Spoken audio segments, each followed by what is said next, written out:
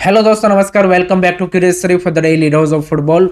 तो सबसे पहले बात करते हैं आईएसएल की गवर्निंग काउंसिल के बारे में, जो कि नेक्स्ट सीजन से आईएसएल की एपेक्स बॉडी कमेटी होने वाली है in terms of the decision making wise, की जिसके अंडर ही पूरा आपका जो आईएसएल है वो आगे आने वाले सालों में रन होगा। तो इसका अनाउंसमेंट एआईएफएफ ने कर दिया है, कि जिसमें क्लब के रिप्रेजेंटेटिव भी है एंड एआईएफएफ की ओर से भी यहाँ पे 3 उनके ऑफिस बेयरर्स यहाँ पे इस कमेटी में होंगे। जिसमें क्लब रिप्रेजेंटेटिव की अगर हम बात करें तो 8 क्लबों ने अपने रिप्रेजेंटेटिव नॉमिनेट कर दिए हैं, जिसमें नॉर्थ ईस्ट से भाई उनके ओनर जॉन एब्राहम है, उड़ीसा से रोहन शर्मा है। बाकी क्लबों ने अपने यहाँ पे जो की ऑफिशियल्स है उनको एज ए रिप्रेजेंटेटिव नॉमिनेट किया है। एएफएफ की ओर से president, vice president and treasurer होने वाले हैं इस कमेटी में।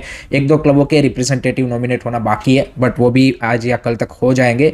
देखिए, ये कमेटी है ना, ये काफ़ी इंपॉर्टेंट कमेटी है, बिकॉज ये आपकी मेन डिसीजन मेकिंग बॉडी है। इसके अंडर ही पूरा आपका नेक्स्ट सीजन से आईएसएल का बजट कितना होगा, आईएसएल को किस तरीके से हम आगे डेवलप करेंगे, आईएसएल के फ्यूचर प्लान्स क्या है, टीमें बढ़ाना है, कम करना है, वॉटेवर कोई भी डिसीजन आईएसएल के रिलेटेड जो भी बड़े डिसीजन होगा, वो सारे डिसीजन ये कमेटी के द्वारा ही अप्रूव किए जाएंगे। एंड जो कमर्शियल पार्टनर है उसका भी फाइनलाइजेशन ये कमेटी ही आगे आने वाले टाइम में करेंगी। एंड आई थिंक जैसे ही यहाँ पे फुल कमेटी अपॉइंट हो जाती है, उसके बाद आई थिंक इनकी पहली मीटिंग मिलेगी एंड उसमें ये सारी चीज़ें डिस्कस की जाएगी। देखिए, ये जो कमेटी है इसमें आईएसएल क्लब ओनर अब सीधा ही भाई यहाँ पे आई वुड से कि डिसीजन मेकिंग में इन्वॉल्व हो रहे हैं। इससे पहले हम क्या देखें पिछले 10-11 साल में, कि भाई FSDL was the you can say कि the main decision maker in ISL, but अब सीधा क्लब ओनर का इन्वॉल्वमेंट होना, I think in a way it's a good also and it's a bad also.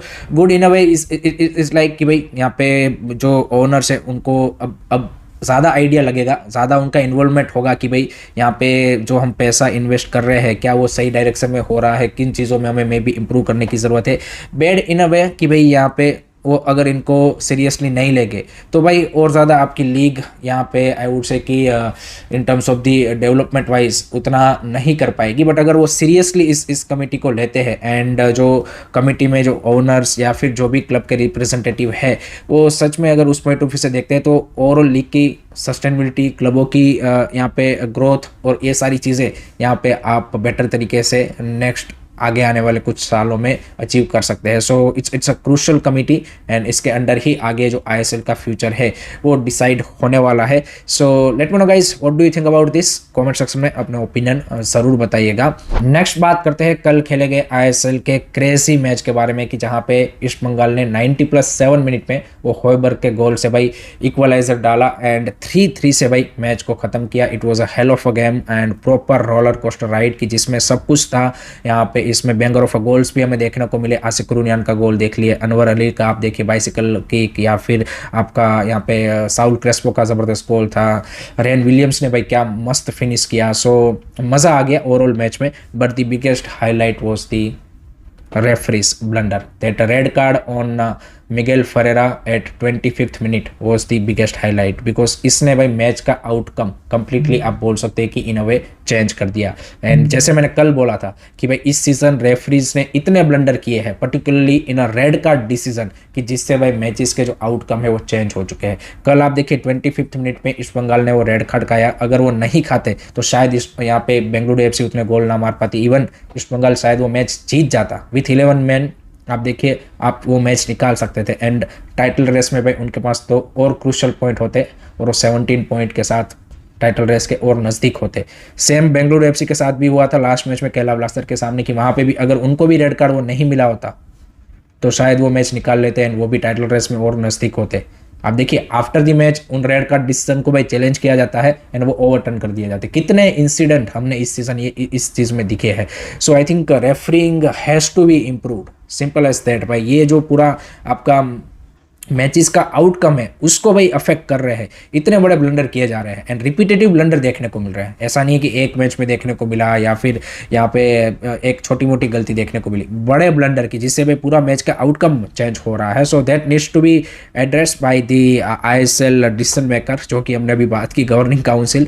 उनको भाई सोचना पड़ेगा कि भाई कैसे हम आईएसएल की रेफरिंग को इम्प्रूव करें, because without that I think league is you can say कि losing is charm and the trust in the fans. सो वही वाली चीज़ें। आपको कैसा लगा, आपके क्या थॉट्स हैं, कमेंट सेक्शन में ज़रूर बताइएगा।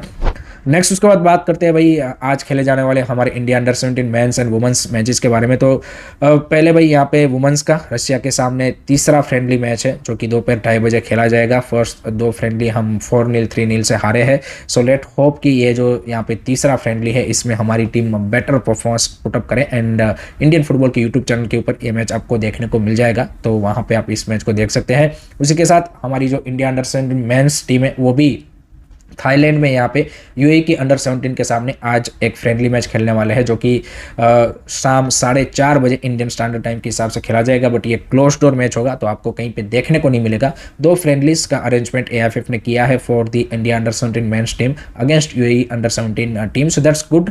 यहाँ पे नेक्स्ट मंथ आपको अंडर 17 एशियन कप खेलना है। सो दोनों ही टीमों के लिए this are the good practice matches to prepare for the upcoming under 17 Asian cup. Now let's move on to the world football and वहाँ पे भी कुछ इंटरेस्टिंग चीज़ें सामने निकल के आ रही है। तो सबसे पहले तो भाई यहाँ पे जो कैम्बोडियन क्लब है स्वेरियांग, ये भाई यहाँ पे बैक टू बैक फाइनल में पहुँच चुका है of AFC challenge league and उसमें भी भाई यहाँ पे जो आईएसएल के लास्ट सीजन के फॉरेनर्स है Kwame Peprah from Kerala blaster and Connor Shield from Chennai FC, they are doing really well for them. And एक और इंटरेस्टिंग चीज़ कि जो बेंगलुरु एफसी के नए कोच है पेप मुनोस, वो भी लास्ट सीजन स्वेरियांग के हेड कोच थे एंड वो यहाँ पे लास्ट सीजन उनको एएफसी चैलेंज लीग के फाइनल में लेके गए थे। But the bigger picture is कि भाई कैम्बोडिया जैसा एक छोटा सा कंट्री एंड उनका क्लब अगर एएफसी कंपटीशन में क्लब कंपटीशन में इतना अच्छा कर रहा है तो हमारे आईएसएल क्लब को भाई यहाँ पे चुल्लू भर पानी में फिर डूब मरना चाहिए। हमारे क्लब हमने देखा है जिस तरीके से SCL2 एंड चैलेंज लीग में भी यहाँ पे खेल रहे हैं पिछले 1-2 सीजन में, जिस तरीके से उनकी परफॉर्मेंस दिखी है, they need to step up. Simple सी बात यह है भाई, हमारे क्लबों को स्टेप अप करना पड़ेगा एएफसी क्लब कंपटीशन में। विदाउट दैट उसका कोई यहाँ पे मतलब नहीं है। So Cambodian club is doing good job, let hope so हमारे क्लब भी भाई नेक्स्ट सीजन से एएफसी क्लब कंपटीशन में कुछ बेटर परफॉर्मेंसेस पुटअप करे। नेक्स्ट उसके बाद बात करते हैं Asia's one of the top and richest club Saudi Al Hilal has been sold. Yes, you heard it right.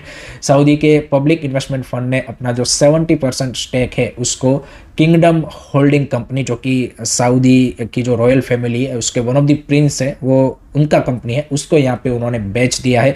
Public investment fund के अंडर भाई यहाँ पे सऊदी के जो टॉप 4 क्लब है अल हिलाल, अल इतिहाद, अल नसार एंड अल अहली, ये सारे आते थे, उसमें से एक क्लब को उन्होंने बेच दिया है। And recently public investment fund ने भाई यहाँ पे जो उनका स्पोर्ट पोर्टफोलियो है कि जहाँ पे उन्होंने ऑल ओवर दी वर्ल्ड बड़े बड़े इन्वेस्टमेंट कर रखे हैं, उसमें कई जगह पे उन्होंने यहाँ पे जो अपना इन्वेस्टमेंट है उसको यहाँ पे वो वापस ले रहे हैं। लाइक लिव गोल्फ करके एक लीग है यहाँ पे गोल्फ की, उसमें भी उन्होंने यहाँ पे बैक ऑफ कर लिया है। Now they sold Al Hilal who is one of the top club in Asia. So that is a big decision, but let's see under a new ownership club किस तरीके से आगे ग्रो होता है।